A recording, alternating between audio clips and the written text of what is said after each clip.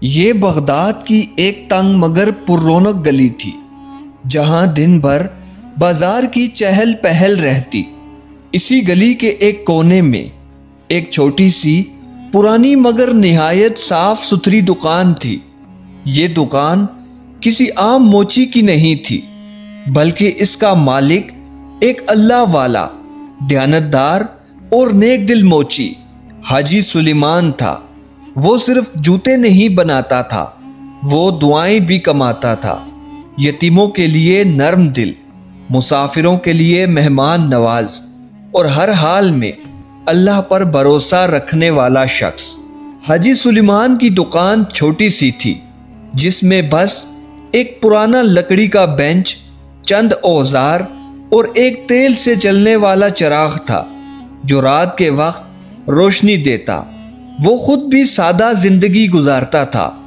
اس کا گھر ایک تنگ و تاریک گلی میں واقع ایک چھوٹے سے کچے مکان میں تھا، جہاں بارش کے دنوں میں چھت ٹپکنے لگتی۔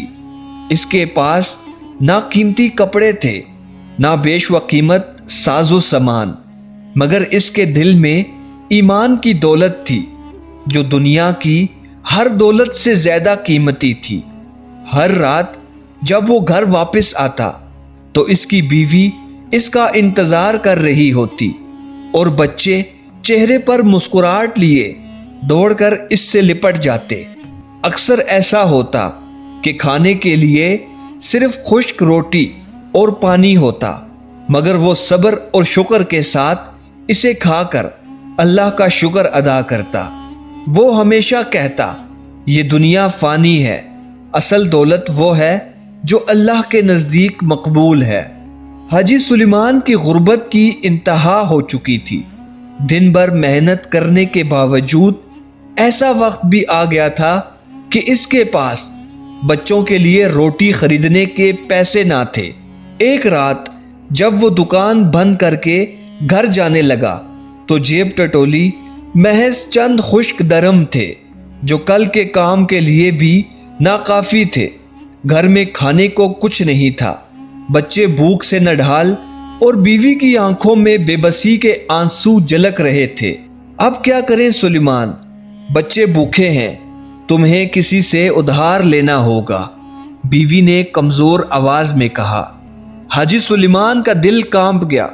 وہ کسی کے آگے ہاتھ نہیں پھیلانا چاہتا تھا، مگر مجبور تھا۔ وہ رات کے وقت خاموشی سے گلی میں نکلا اور ایک پرانے دوست کے دروازے پر دستک دی۔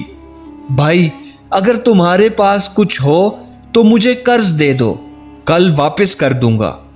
دوست نے ماتھے پر بل ڈالتے اور ہنسی اڑا کر بولا، سلیمان، تمہیں کون قرض دے گا؟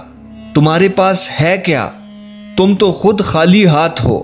اگر قرض دے بھی دوں تو کل واپس کیسے کرو گے؟ حاجی سلیمان کا دل ٹوٹ گیا۔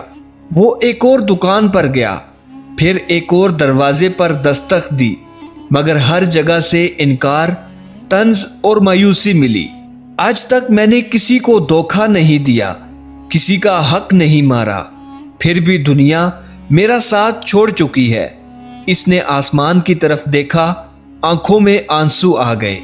یا اللہ، میں صرف تجھ سے مانگوں گا، کیونکہ تیرے سوا میرا کوئی نہیں۔ یہ کہہ کر وہ گھر واپس آیا، بچوں کے سروں پر ہاتھ پھیرا اور خالی پیٹ سو گیا، مگر دل میں امید کی ایک کرن باقی تھی۔ اگلے دن جب وہ دکان پر بیٹھا تھا تو اچانک ایک اجنبی دکان میں داخل ہوا۔ یہ شخص عام گاہکوں سے مختلف معلوم ہوتا تھا۔ لمبا قد، قیمتی لباس، چہرہ نقاب سے چھپا ہوا۔ اس نے جیب سے ایک چمکدار سنہری جوتا نکالا اور میز پر رکھ دیا۔ وہ جوتا عام جوتا نہیں تھا، یہ خالص سونے کی تاروں سے بنا ہوا تھا اور اس پر نایاب جوہرات جڑے تھے۔ حاجی سلیمان نے حیرانی سے اس جوتے کو دیکھا اور بولا، یہ تو بہت قیمتی لگتا ہے، کیا اسے واقعی ہی مرمت کی ضرورت ہے؟ اجنبی نے دھیمی مگر رابدار آواز میں کہا، یہ جوتا بادشاہ کے وزیر کا ہے، اسے احتیاط سے درست کرنا۔ کل آ کر لے جاؤں گا۔ یہ کہہ کر اجنبی تیزی سے چلا گیا، مگر حاجی سلیمان کی نظریں ابھی تک اس جوتے پر جمی ہوئی تھی۔ رات کو جب وہ دکان بند کر کے گھر جانے لگا تو دل میں وسوسے پیدا ہونے لگے۔ یہ جوتا کتنا قیمتی ہے، اگر میں اسے بیچ دوں تو زندگی بھر کے لیے امیر ہو سکتا ہوں۔ کسی کو کیا معلوم، اگر صبح کہہ دوں کہ جوتا چوری ہو گیا تو تمہیں کون پکڑ سکتا ہے؟ بادشاہ کے وزیر کے پاس پہلے ہی بے شمار خزانے ہیں، ایک جوتا چلا بھی جائے تو کیا فرق پڑے گا؟ مگر فوراً ہی دل کی گہرائیوں سے آواز آئی، لیکن اللہ تو دیکھ رہا ہے۔ یہ خیال آتے ہی وہ لرز گیا۔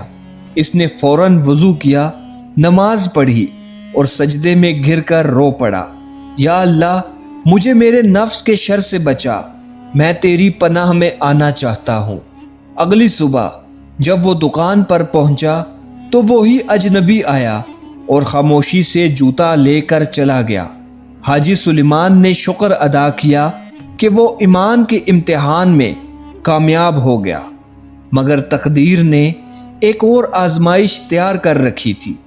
اسی دن دوپہر کو ایک بوڑھا فقیر دکان پر آیا۔ بیٹا میں کئی دنوں سے بھوکا ہوں، اگر تمہارے پاس کچھ ہو تو اللہ تمہیں برکت دے گا۔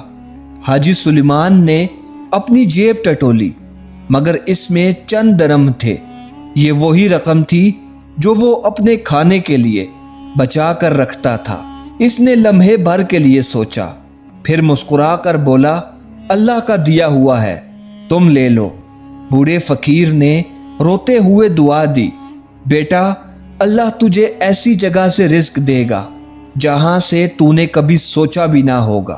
ابھی فقیر دکان سے گیا ہی تھا کہ اچانک محل کے شاہی سپاہی دکان پر آ گئے۔ بادشاہ نے تمہیں فوراً دربار میں طلب کیا ہے۔ جب وہ دربار میں پہنچا تو حیران رہ گیا۔ بادشاہ کے سامنے وہی اجنبی کھڑا تھا جو کل جوتا لے کے آیا تھا۔ بادشاہ مسکرایا اور بولا، حاجی سلیمان میں نے تمہارا امتحان لیا تھا۔ میں نے تمہارے بارے میں بہت سنا تھا کہ یہ کوئی نیک دل، ایماندار اور سخی انسان ہے، اس لیے میں نے تمہارا امتحان لیا۔ میرا ایک وزیر ایک بیش قیمت جوتا لے کے تمہاری دکان پر گیا۔ میں دیکھنا چاہتا تھا کہ واقعی تم ایماندار ہو، مگر تم نے میری امیدوں پر پورا اتر کر وہ جوتا ایمانداری کے ساتھ واپس کر دیا۔ لیکن میں ابھی بھی مطمئن نہیں تھا۔ پھر میں نے اپنے ایک درباری کو فقیر کے بھیس میں تمہاری دکان پر بھیجا۔ میں جانتا تھا کہ تمہارے پاس صرف وہی رقم ہے جو تم نے اپنے اور بیوی بچوں کے کھانے کے لیے رکھی ہوئی ہے، مگر تم نے کسی کی پرواہ کیے بغیر اللہ کی راہ میں دے دیے۔ بادشاہ نے کہا، میں جانتا تھا کہ کیا دولت کی چمک تمہیں ایمان کی راہ سے ہٹا سکتی ہے، لیکن تم کامیاب ہوئے، اور پھر آج تمہارے پاس کچھ نہ تھا، پھر بھی تم نے اپنے حصے کا آخری سکہ اس فقیر کو دے دیا۔ بادشاہ نے حکم دیا، حاجی سلیمان کو بغداد کا شاہی موچی مقرر کیا جائے، اور اس کے لیے ہر ماہ اتنی رقم مقرر کی جائے کہ اسے کبھی کسی چیز کی کمی نہ ہو۔ پھر بادشاہ نے ایک تھیلا دیا جس میں سونے کے سکے اور قیمتی جواہرات تھے۔ جب وہ رقم لے کر واپس گھر گیا تو اس کی بیوی بچوں نے اللہ کا شکر ادا کیا۔ یہ حاجی سلیمان کی غربت کا آخری دن تھا۔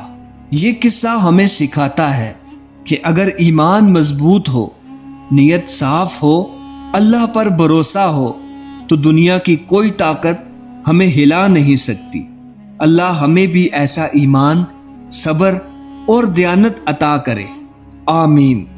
دوستو، اگر آپ کو یہ کہانی اچھی لگی ہو تو ویڈیو کو لائک کریں، چینل کو سبسکرائب کریں اور ویڈیو کو دوستوں کے ساتھ لازمی شیئر کریں۔ شکریہ۔